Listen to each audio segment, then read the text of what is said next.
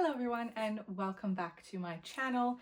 Today I'm getting into the festive spirit because I am coming at you with a Christmas book and bookish gift guide. Now I know normally a lot of people tend to post this in December, but I am an early gift giver. I tend to know what I'm gifting people in my life by the end of summer at the latest. So it just felt like December was too long to wait to do this. So I have a huge stack of books here and I will try to keep it brief, but we will see. So how I've done this is I have created a list of sort of genres and such, and then picked one to a few books within those categories to recommend to you all. I started off by looking at the Goodreads, kind of the awards that they're doing just now, the genres that they have up, but then I've also not included some of those and then created some of my own. So without further ado, let's dive right in. The first genre I have here is for anybody in your life who loves literary fiction. And the book that I have chosen for that specific genre is The Grampian Quartet by Nan Shepherd. This is a fantastic, well, it's a series. There are 4 books in this one book, which is why this edition in particular is really fantastic. As you can see, I've got lots of annotations in here, underlinings. It's kind of falling apart, but I absolutely adored this. I read it back in the summer of 2018. It is set in Scotland. The dialogue in the first 3, which are kind of within a trilogy in and of themselves, the dialogue in there is written in Scots, so that's just something to keep in mind because it can be a bit difficult if you're not familiar with that. However, when I approached this and read this book, I did not read anything previously in Scots, and I was able to get through it and understand everything perfectly fine. So just something to be aware of, but not something to scare you off. I just wanted to highlight that because the dialogue and the dialect is very true to its setting. This is also a fantastic book that includes purple prose. I loved the prose in this so much. There are bits of these like that are areas in the text where I was just like, the descriptions are just too beautiful. There's one scene in particular about like moonlight that will stick with me forever. It is one of the most beautiful passages I've ever read in my life. And this really has a sentimental place for me because I was reading it while I was waiting to come back to Scotland to get married to my husband. And so it kind of helped a little bit with the homesickness in that regard. But this is basically really strong female characters and just demonstrating life within Scotland within this kind of rural setting. So just on the back of it, it says the Quarry Wood, which is the first one in the series, which that's the one, if you can't get one that has all 4 included, I would recommend the Quarry Wood for literary fiction. And although it was published well before Sunset Song, which is kind of the most infamous Scottish literary fiction type book out there, I haven't read it yet though, inhabits a similar world. The progress of its heroine could almost be the alternative story of a Chris Guthrie who did go to university. Compassionate and humorous, the grace and style of Shepherd's prose is heightened by a superb ear for the vigorous language of the Northeast. And The Living Mountain, although it's included in this quartet, is quite different from the other 3. It's much more non-fiction reflection regarding the landscape of Scotland, and in particular the Cairn norms. It's just stunning and something probably not a lot of people will have actually picked up, and I would highly recommend it. So that's my one for literary fiction. I don't know where to put these because I have such a huge stack.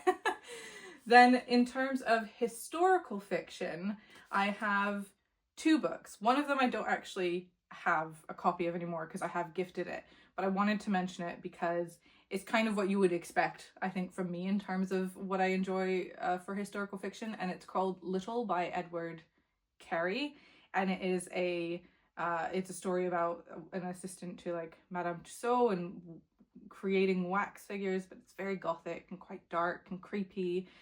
but really fascinating. And that is another one that I actually picked it up because of a book club that I was a part of, and then really enjoyed it, and is one that has stuck with me in a way that I didn't expect.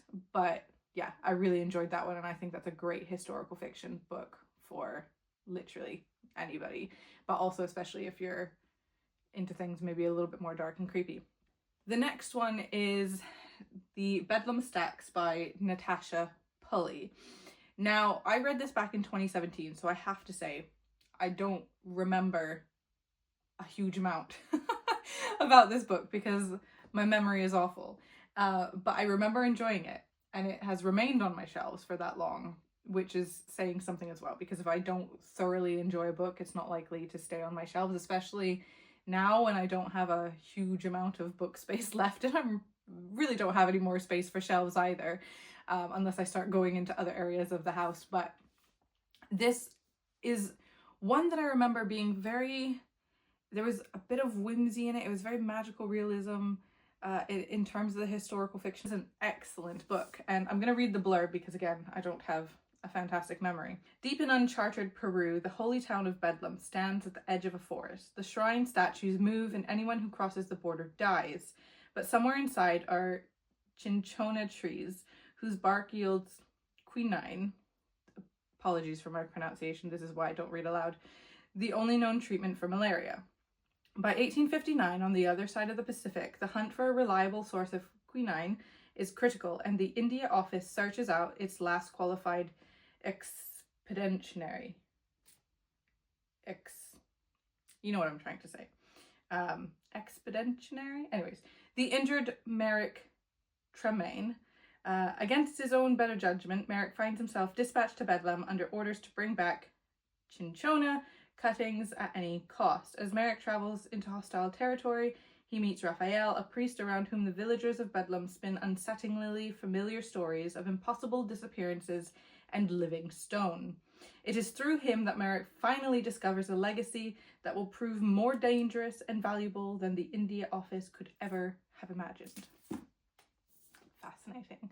And like I said, there is that like living stone. There's definitely magical realism in here. It gets a bit it gets a bit weird towards the end. I remember that being kind of like, oh, this is exciting. And Natasha Pulley is a fantastic author, so yeah, absolutely highly recommend this for historical fiction lovers. And unfortunately, I don't think you'd be able to get your hands on this edition anymore, because I did get this when it was first published, so this hardback edition I think would make for a beautiful gift. It's absolutely stunning, but I think that it will be quite difficult to find these hardback ones, but you can get them in paperback now, so I would highly recommend that for historical fiction. Then we're going to move on to, let me check my list, my papers are coming off. Mystery and thriller, probably the most popular genre. So I have two options here. So the first one I have that I have spoken about recently is Pine by Francine Toon. I think this is just a fantastic book for anybody who is interested in the genre, and also anybody out with that genre who might just be vaguely interested in it. I think this is a really approachable book. I have gifted it many a time to folk in my life, and it's set in the Scottish Highlands. It's the atmosphere in this book absolutely makes it. I also always recommend people read this in like later autumn and into the cold winter months, because that atmosphere is done so well, and having that mood and atmosphere around you as well just like amplifies this book to another level. So I will read the blurb because I know I'm not really giving much away in regards to that. So Lorraine and her father, Niall, live alone in the Highlands in a small village surrounded by pine forest. When a woman stumbles out on the road on Halloween night, Niall drives her back to their house in his pickup. In the morning, she's gone. In a community where daughters rebel, men quietly rage, and drinking is a means of forgetting, mysteries are not out of the ordinary. Locked doors and stone circles, the disappearance of Lauren's mother a decade ago. Lauren looks for answers in her tarot cards, hoping she might one day be able to read her father's turbulent mind.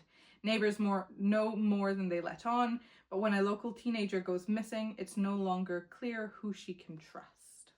And it says a pacey horror tinge novel. I would not classify this as horror at all, though. So don't be put off by the blurbs. It does say a literary Gothic thriller to chill to the marrow. That is correct.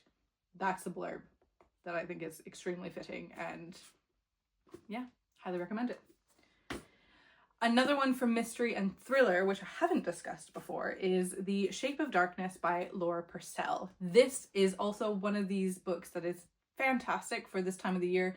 It's set within kind of very cold, wintry months. It's perfect for this season, and it is one that the ending of this book I think of probably at least once a year. Like, this book, I remember reading it almost, I think, in like one sitting. I was so enraptured by it, and I kept recommending it to everybody.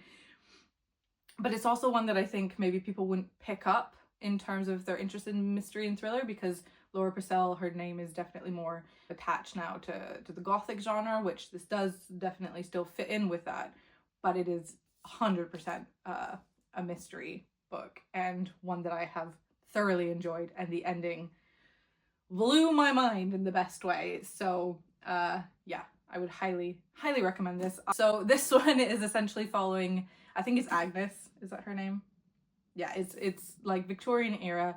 Agnes is somebody who does silhouettes for people.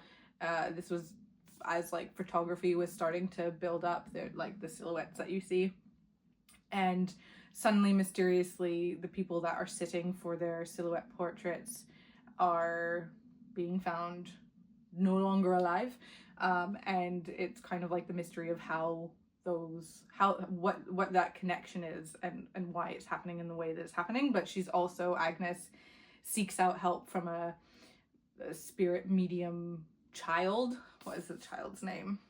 Pearl. Yeah, hoping that if Pearl can make contact with those who died, they might reveal who killed them. But Agnes and Pearl quickly discover that instead they may have opened the door to something they can never put back. This is just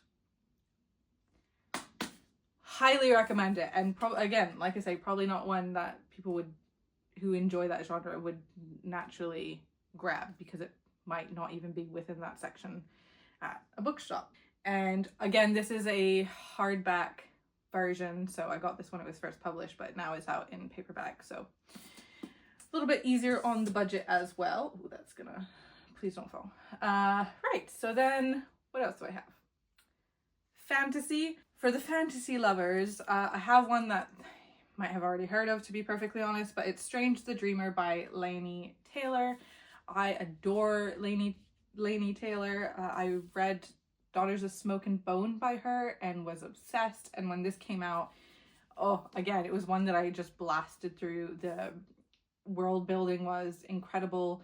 Also, the character in this book, their surname is Strange, which is my surname, and so that was quite fun to be reading as well, because that's very rarely happens. But this one I will read the blurb because it has been a while, and all I remember is a lot of the characters are blue, and or the gods are blue, goddesses are blue, somebody's blue, and the main character, Laszlo Strange, is a librarian, I think. We'll see. Oh, this is quite a big blurb. I'll try to do this quickly. The dream chooses the dreamer, not the other way around, and Laszlo Strange, war orphan and junior librarian, has always feared that his dream chose poorly. Since he was 5 years old, he has been obsessed with the mythic lost city of Weep, but it would take somebody bolder than he to cross half the world in search of it. Then a stunning opportunity presents itself in the person of a hero called the God Slayer and a band of legendary warriors, and he has to seize his chance or lose his dream forever. What happened in Weep 200 years ago to cut it off from the rest of the world?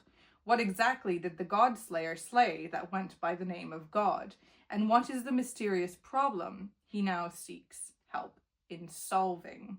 The answers await in Weep, but so do more mysteries, including the blue-skinned goddess who appears in Laszlo's dreams. How did he dream her before he knew she existed? And if all the gods are dead, why does she seem so real? Honestly, this is just fantastic. I'm not a big fantasy reader, but I remember gobbling this up. I do have the second one in the series, which is orange in color, but I haven't read that one yet. But Stranger Dreamer, fantastic option for the fantasy lovers out there. But it is one that if somebody's really into fantasy, they may have already read, because it was quite big when it was published, so that's something to keep in mind. The next genre that I want to recommend something within is within speculative fiction, and that is a book that literally just came out this month. I went to a book event for the author. Absolutely fantastic. Her talking about this book just made me want to pick it up more and more. It's called We Are All Ghosts in the Forest by Lorraine Wilson. It's a kind of post-apocalyptic, in a way, story in which the internet has collapsed. So it's post-internet, and there's all these like digital ghosts around, like these digital memories and such. And the main character, I believe she's in her 40s, she's child-free, and then suddenly this boy appears and she has to essentially help take care of him.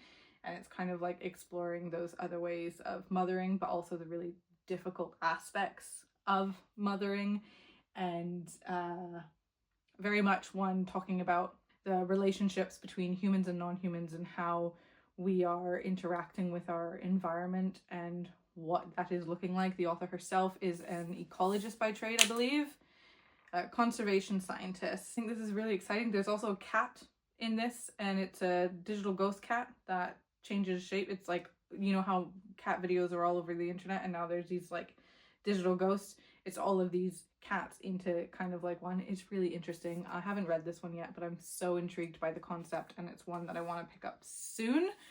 So I would highly recommend it for anybody interested in speculative fiction. Also, because it's recently been published, it's likely that somebody's not picked it up yet. So it's a good one as well in that respect. Then the next category I have is horror, but I actually don't have anything physical to show for this one, because the one that I would recommend is actually, remind me of what it's called, Where I End by Sophie White. This is so disturbing. It is horror to a T. So you have to, horror is quite difficult to recommend for, because you need to know the individual's horror level that they're expecting. There's a variety of different kind of levels of horror that somebody could be wanting to get out of the book they're reading. But Where I End is very horror. It's very disturbing, but also brilliant. It is such a good book. It is so twisted, but the writing is incredible.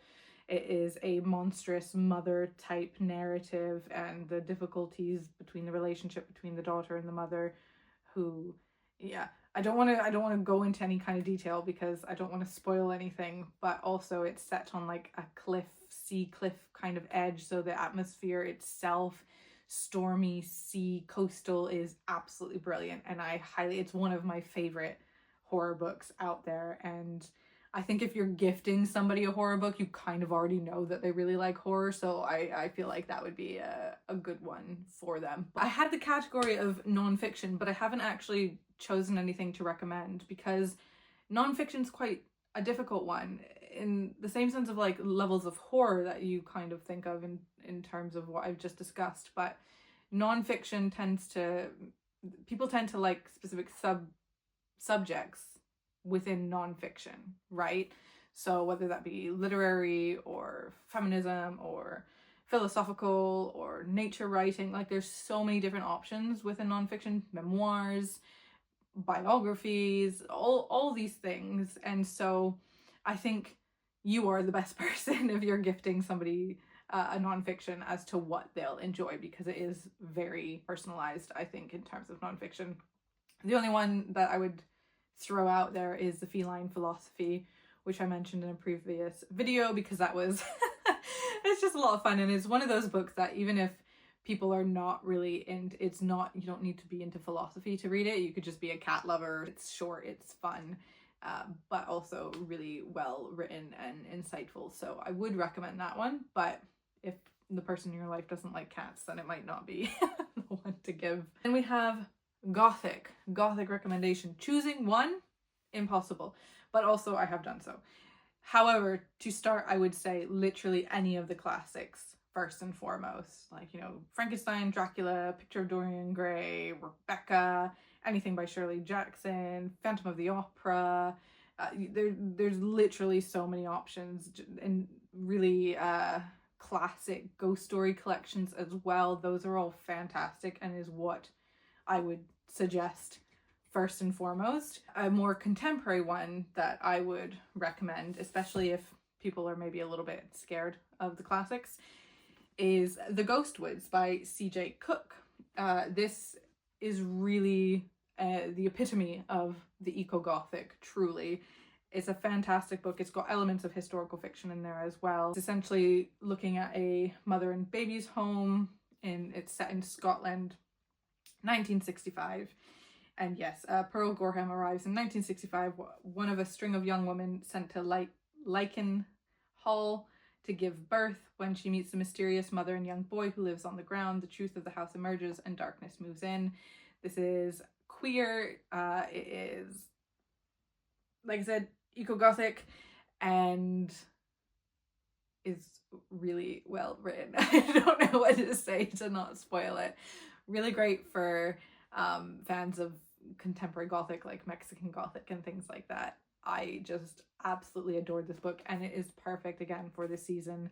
The atmosphere just really works. So that's my recommendation for the Gothic.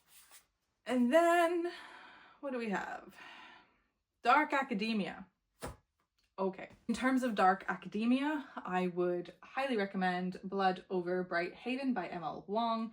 This is very new. It's only published within the past few months, and it is one that is on my list to get to before the end of the year, because this is the time of the year that I absolutely love reading dark academia. And from the reviews, it seems like it's kind of in the same vein of Babel by R.F. Kuang, which I absolutely adored. I would say that that makes a great gift as well, but I do feel like quite a lot of people have read that now. Whereas this one, because it's so new, I think probably some people still won't have their hands on it, especially because it's hardback, so it's a bit more costly. How much did this cost? This is £18.99. Gosh, books have gotten so expensive. Like, looking at some of the other hardbacks that are like £12.99, I was like, it's really increased over the years. Anyways, this is about the first female scholar in this prestigious magic and industry institute, and how she's experiencing essentially a lot of sexism and misogyny for being that first female individual within that very male-dominated space, and her relationship with a character that she ends up being put with in terms of like a lab assistant who was originally, or who is technically a janitor, but before he was a janitor, it says that he was a nomadic hunter who lost his family on their perilous journey from the wild plains to the city, but now he sees the opportunity to understand the forces that decimated his tribe, drove him from his homeland, and kept the privileged in power. I'm so excited to get to this, and I think it is a brilliant one to gift anybody who loves dark academia. Then the next category here I have is poetry. The first one that I have to recommend is Poems for Tortured Souls, selected by Liz Ison. This is fantastic for anybody who loves poetry of any sort, but also for anybody who's interested in getting into poetry, or somebody that you want to be interested in poetry, specifically if they are Swifties. This is just a great gift for a Swiftie in general, and considering the success of the Eras Tour, I would say lots of people are Swifties. So the collection is stunning in and of itself, and I purely bought it because of that reason, but actually the poems curated within it are fantastic. I discovered my favorite poem ever in this collection. It's called Chamomile Tea by Catherine Mansfield, I believe.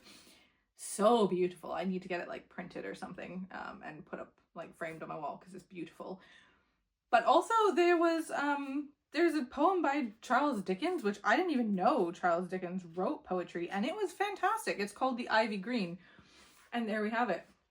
And there's beautiful illustrations throughout this book, which again makes it fantastic for gift giving. Just absolutely stunning. And it's thematically broken up in terms of, you know, inspiration from themes that have been poignant in Swift's discography, is that what it's called? discography. Anyways, you know, all of her albums, all of her music. So the themes are folklore, love, heartache, revenge, and peace. And yeah, it's absolutely fantastic. It says whatever era you're in, there's a poem that's perfect for you. And yeah, it's absolutely true. This is a really fantastic collection. So highly recommend that. Then for a poetry lover who is very much into poetry, and maybe you don't want to get them something that has a lot of like, you know, classical type poetry or ones that they've possibly read previously, then I would highly suggest Altered States, edited by Sarah, Shin, and Ben Vickers. This is a really experimental type collection that really demonstrates poetics of the 21st century. It looks at like altered states of consciousness, and I remember there being a lot of elements in terms of like the non-human and human, and kind of what those mean in terms of bodily borders, etc. But one of the really great things about a collection like this that's been edited is that you have a variety of voices. So poetry can be very subjective as well in terms of what somebody enjoys reading. So an edited collection is a really good way of getting a variety of those voices and likely finding something that they'll enjoy. I will say this is quite a complex collection, and yeah, it's also really fun because with those different authors of different poems, you also have a lot of exploration in terms of how text is used on the page itself. I'm trying to find an example here, but like this one, you can see how the text is manipulated into shapes within the page itself. And I absolutely loved this collection, and it was very interesting. So I would highly recommend that. I also think like aesthetically, looking at it, it looks as though it would make a good gift, you know? Following on from poetry, we have seasonal. So this is always a fun one. Seasonal in context of like festive type reads. So I've got a fair few selected here. The first one I will recommend as a gift is The Winter Spirits, Ghostly Tales for Frosty Nights. This is a short story collection, and it has a variety of authors who are quite popular over the past several years now. You've got stories in there from Bridget Collins, Imogen Hermes Gowar, Kieran Millwood Hargrave, Andrew Michael Hurley, Jessica Kidd, Elizabeth McNeil, Natasha Pulley, Laura Purcell, Laura Shepherd Robinson, Susan Stokes Chapman, Stuart Turton, and Catriona Ward. Also just looks stunning. Again, I got this when it first came out, which I think was just a year ago. So I don't know how easy it is to get a hard copy of this. It does have beautiful sprayed edges, but it is now out in paperback as well. And I just think that this is a great option as a gift for anybody, because it is one of those books that you want to just like pick up and start reading it, you know, Christmas Eve, Christmas Day, depending on when you're gifted it. And it's short stories, so you can like dip in and out of it in that time period where time ceases to exist between Christmas and like the New Year. So this is a really great option for that. The other option I have is Agatha Christie's The Adventure of Christmas Pudding. This is 6 of her stories within this collection that she curated into this collection herself. And yeah, it says that it is 6 stories first collected together by Dame Agatha herself to celebrate one of her favorite times of the year. Eccentric millionaires, grand country houses, missing jewels, and corpses abound in 5 baffling cases worthy of Hercule Poirot's famous little grey cells, with a final tale featuring Miss Jane Marple. And I have to say, I've not read anything by Agatha Christie yet, and so this is something that I am also going to get through in this festive season, but I think it's a great one. Even if somebody is a big fan of Agatha Christie, they might not own this copy, and I do think that it makes a really wonderful addition to anybody's collection and library. So yeah, I would highly recommend this one. And then finally, I have one from the British Library, Tales of the Weird. They come out, I think, almost every year with a new festive holiday type seasonal themed collection. And these are weird, dark, chilly, spooky, gothic tales sometimes sprinkled elements of horror in there. And this is the first one that I actually got in a giveaway. It was the first book that I ever got in terms of the British Library Tales of the Weird. And I loved this collection so much. This one is Chill Tidings, Dark Tales of the Christmas Season. But they also have Sunless Solstice, which I have read that, and that was good as well. But I preferred this one more. Spirits of the Season and Haunters at the Hearth, both of which I have not read. But it's a great option. Again, for a more seasonal read, especially if you know that they're into like Gothic and haunting, ghostly type tales, then this is the one that I would recommend. Now we're going to shift to translation, and for a translated text, there's one again that I don't have a physical copy of because it's an ebook, but one that I would very much recommend is A Greater Music by Baesuah, so that's Baesuah. It's translated from the Korean, and it is one of the most beautiful books I have ever read in my life. It's stunning. I don't know how to describe it. There's not a whole lot that happens, but it is so moving. The characters are so well developed. It's fantastic as well, as you could understand from the title, that if somebody really loves music in your life, this is a really great book in relation to that. But it's also very wintry in its setting, and there's some climactic points, also queer and very short, but oh my gosh, that book packs a punch. Another one that I would recommend for translated text is a winter book. This is also a seasonal book it's Selected Stories by Tove Jansson, and so this is the creator of the Moomin series, and I haven't read this myself. I was gifted it myself for Christmas from a family member. It's drawn from youth and older age and spanning most of the 20th century. It's newly translated, provides thrilling showcase of the great Finnish writers, prose scattered with insights and home truths. And it also has an introduction by Ali Smith, and this is translated from the Swedish. I just think that it would make a really great gift. As somebody who has in fact received it as a gift, I can say that. Next one I will discuss is children's literature. So for children's literature, I have quite a few. So the first one, we're starting super young, picture book almost type level, although it's very much me in a children's book. It is Mary and Frankenstein. This is by Linda Bailey and Julia Sarda. I believe the illustrations are by, yeah. So written by Linda Bailey and illustrated by Julia Sarda. This essentially looks at the creation of Frankenstein as a story. So it's looking at the infamous time where Mary Shelley is with Lord Byron and Percy and Polidori and has their ghost story competition in which she comes up with the idea of Frankenstein. The illustrations in this are stunning. So incredibly stunning. I mean, just look at this.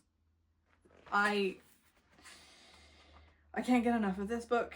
It's just beautiful. Just beautiful. I will say that there's some illustrations that might be a little bit scary for a younger audience, so just be aware of that. But I really do think that it is just a beautiful, beautiful book and makes a perfect gift.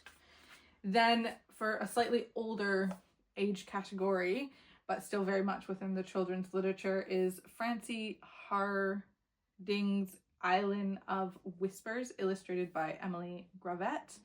And this is a ghostly story in terms of somebody who has to help lead the dead, I believe. I read this last year, but again, memory is horrific, so I will read the back of this one. On the island of Merlank, the dead must not be allowed to linger. Their ghosts can kill you on sight. When young Milo is thrust into the role of ferryman following his father's sudden death, he is tasked with carrying the dead away. Pursued by a vengeful lord and two malignant magicians, Milo must navigate strange and perilous seas where untold threats whisper in the mist. Does he have the courage and imagination to complete his urgent mission? The story in this is beautiful. The illustration, like, look at these end pages. Just incredible.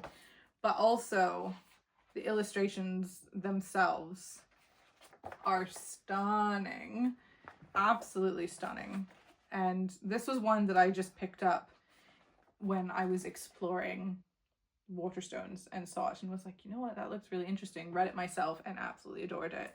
And I think it makes for a beautiful, beautiful Christmas gift, or any gift. Then in the category of middle grade books, I would recommend, drumroll please, no surprise to anybody, Inkheart by Cornelia Funke.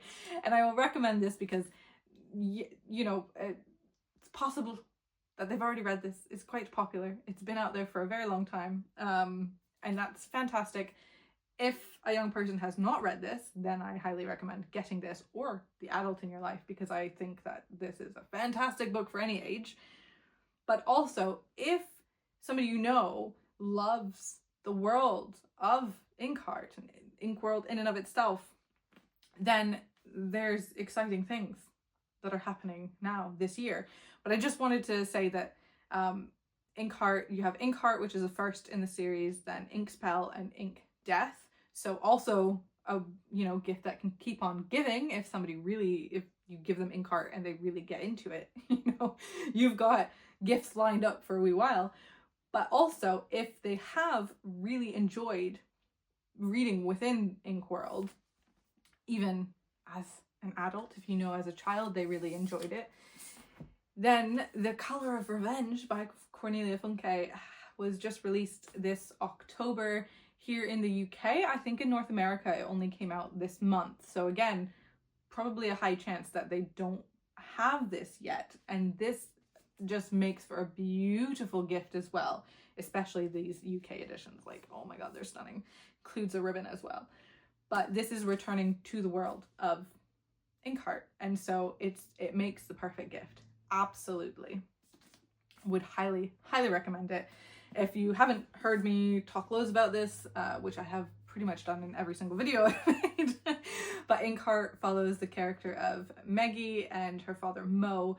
Meggie has the power to read characters aloud from books, and that can get them into a lot of trouble, let's say. So I'm not going to say any more about this because I've talked about it loads, but also The Color of Revenge, then, rather than looking at kind of the literary aspect of things, looks more at illustration. So it's a really interesting kind of twist and expansion on the kind of magic systems that have existed in the series. So that would be my middle grade recommendation, but also again, highly recommend for adults, even just in terms of like fantasy, right? For adults, I think this also would be up there in terms of what you could gift someone. Then the last two categories that I have are graphic novels and manga. So we'll start with the graphic novel. First one that I would recommend is A Guest in the House by Emily Carroll. This is such a fantastic graphic novel. It is horror, creepy, gothic. Yeah, so keep that in mind. Also queer, also love that about this. And Emily Carroll, I love her imagination in terms of building these stories, but also her illustrations are just absolutely stunning. The colors used in this, I'm going to try and find, because most of it is more muted. So let me find a good muted one. So here's kind of a more muted tones. That is the majority of the book. But then you also have these explosions of color that come into play, which are just incredible, like beautiful. And the actual hardback cover itself as well is stunning. Again, I don't know whether this exists in paperback now or if it just remains as a hardback, because graphic novels kind of are different in terms of their publication aspects, but I will read the blurb. It says, I used to dream of dragons. Abby is settling into married life, making coffee, cooking for her husband David and her stepdaughter Crystal, spending evenings curled up together in front of the TV. For a quiet woman without many friends, she's proud of the life she has built and desperately wants to believe they will all be happy. But what really happened to Crystal's mother, the artist who no one speaks of? What secrets does their strange house by the water harbor? And what of Abby's old dreams and fears of Lady Grey, the Knight, and the Dragons? Fantastic. Love this. Highly recommend. Makes a fantastic gift. And then finally, for a manga series, I have to recommend The Girl from the Other Side by Nagabi. Apologies if I'm mispronouncing that, which I probably am. This is translated from the Japanese. These are beautiful deluxe editions that I have that include, I think, 3 or 4 volumes in each one. And this story, I started reading this series this year and finished it this year. I'm so sad it's over.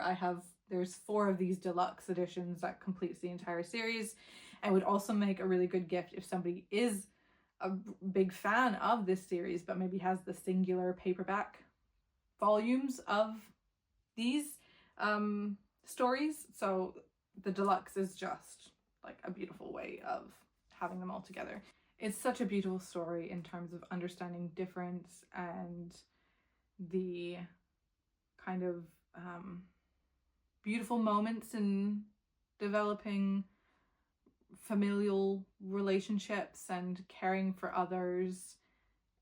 It is absolutely stunning, but essentially within the context of the story there's the inside and the outside, and within the outside there is a curse, they call it, that has changed people into these kind of monstrous forms. So you can see what that character looks like on this side, and that if they're touched by these monsters, then that curse is transferred in a contagion type way, and thus they have created these boundaries between the outsiders and the in. And there is this little girl who gets left on the outside. The young girl Shiva, who is left on the outside, is then taken in by Teacher, who is this fella here, and it's the development of the relationship and the protection of each other that the two have. And it's just such a beautiful story. Like, I cannot recommend this enough, but I also again think that these editions make such a fantastic gift for literally anybody. Even if somebody's never read manga before, I think that this is one that you could gift somebody and they would be really happy to receive. So those are all of my book recommendations to give as gifts to people based off of specific genres. So I hope that is helpful to some of you. I will now also quickly give a bit of a bookish gift guide in case you think, all the books you've mentioned, the person I know, they've read all of them. Or you're just too afraid to get somebody a book if you know that they're an avid reader and you're worried about getting something they've already read. First and foremost, for bookish gift guide, simply a gift card. I would say if you're within the UK, national book tokens are the best way to do that, because you can use them at any bookshop, including independent ones, rather than being very specific, such as Waterstones, although that's a great option as well. It just allows people to pick the books that they want. You can also do this in terms of e-vouchers for ebooks and things if they've got a specific e-reader that they have. The next thing being that I would recommend, if it's somebody who, you know, you have a budget to spend more largely on them, then an e-reader is a fantastic option if they don't already have one. I highly recommend the Kobo Clara. This is the Kobo Clara that I have, which is the colored version. That's what your platform looks like. I've also got a clear case with a bunch of stickers. You can get a clear case for the Libra as well. If there's somebody who loves annotating, then I would recommend the Kobo Libra, which both of them have color options. Yes, Kobo did it before Kindle. And the Kobo Libra is ergonomically designed, but it also, I think you have to pay for it separately for this particular one, but you can purchase the stylus and then you can annotate that way as well. So it's a great option, and I would highly recommend that. Along those lines, in terms of bookish gifts, I also highly recommend a book sleeve or a e-reader sleeve. So this is a cover for my e-reader. This is designed by Paper and Word. It is a small business within the UK. If you are in the EU and you would love one of these, now's your chance, because after December, or from December 1st, they won't be able to post to the EU because of regulation changes, and that they can't meet because you have to now have an EU representative living within the EU for the company if you want to ship there. Anyways, it's a nightmare. And it's really going to put so much pressure and difficulties on small businesses within the UK, but it is what it is, and you have a week to get some orders in before that becomes the case. So I absolutely love Paper and Word, and I will shout that from the rooftops, but this is one of their e-reader cases. It's got, it's very nice and cushioned, but it also has the flap here at the top, so it's nice and secure, and I've been using this for several years now. And I've also gifted pretty much everybody in my family who has an e-reader now has one of these cases, because that's what they get from me at some point. Once I find a pattern that I think fits them well, that's what they end up getting. So there's that. I would also recommend, in terms of if they don't have an e-reader and don't want an e-reader, Paper and Word also do fantastic book sleeves. This is the paperback version, so it's just simply, and they also have a hardback one as well, but this is just to keep your books protected while you're out and about. And again, just fantastic pattern availabilities that you can get. Another one for book lovers are some Bookish earrings. So this, oh, I've actually got a bit of red on there somehow. I think that's from my hair. But this is by a, again, independent business. It's called Divine by Clay. I found them on Etsy, and they make all sorts of various woodsy, like there's some with foxes and mushrooms with books. They have Christmas ones, and they're absolutely beautiful. They also do hair clips with these kind of like books and stuff in them. So would highly recommend checking them out. I will try to remember to post their shop in the description so that you can find them easily. And I get so many compliments on these earrings all the time. Another bookish gift that I would recommend is a reading journal. So this is a very fancy reading journal. You can get a variety of different ones. You can get very thin ones from places like Literary Emporium, I know, has one. But this is my favorite that I have purchased for myself that I'm waiting for the new year to start using. But it is by the Quirky Collective. It looks like a book when it's on your shelves. This is they have a variety of different colors and themes. The black one was made for me, so I had to get that. And it's got various things within it. So you have the place to like track your book through bookshelf. You've got goals and to-do lists, upcoming releases. Like there's just so much in this. You have the reading tracker itself, to be read, anticipated reads, quick reviews, and then more full reviews. So the full reviews have this kind of like general title space and a bunch of details, but also you can leave like a full final review as well. And this has, if I'm not mistaken, somewhere it exists, there it is, also has a lovely ribbon so that you can keep your space. I think that this is a fantastic gift for any reader, especially we tend to obviously track things digitally, but having something that can sit on yourself and be a physical reminder of the books that you've read, I think is really great. Another bookish gift that you could give is bookmarks. You can never have too many bookmarks. There are some beautiful ones out there. I have a lot of these like metallic foiled ones, but you also have there's metal ones that you can get. You could design your own on something like Canva or such and get it printed out. I've got more kind of fabricy ones with tassels, different sizes, so really long ones, because sometimes those are really difficult to find when you're looking for one that's long and you realize that all of them are the same, all your bookmarks are the same size. Or you can get really fun ones. I don't have it in here, but I have one that's like a whale's tail. So yeah, so many fun options for bookmarks. I think one of the best gifts that you can give somebody who's a book lover is, if you know their favorite books or books that they really love, getting them a special edition I think is fantastic, or even a custom rebound edition. Those are all really great ways to give somebody a book, but give them something a little bit special that maybe they wouldn't have purchased for themselves either, especially if they're a collector. A custom kind of rebound one is a really great gift of like adding to that collection too for them. Finally, the last thing I want to mention for a gift for book lovers is actually a ticket to a book event for either an author that you know that they love, or perhaps you've come across a book that you think that they would like and there's a book event happening. So for example, We Are All Ghosts in the Forest, I picked up this book at a book event, and a lot of the times when you purchase tickets to book events, you also have the option of a price that includes the book and the event itself. So that's a really great option in terms of being able to give somebody an experience, and also they'll be able to meet the author, they'll be able to hear more about the book, pick up the book, get their book signed. Like, that is, I think, a really fantastic gift for a book lover. You just have to obviously make sure it's within the local vicinity that they can get to, etc. But I would highly recommend doing a little search for that, because I think that that's a really great option. But I think that's where I'm going to end this video, because I suspect this is going to be very long.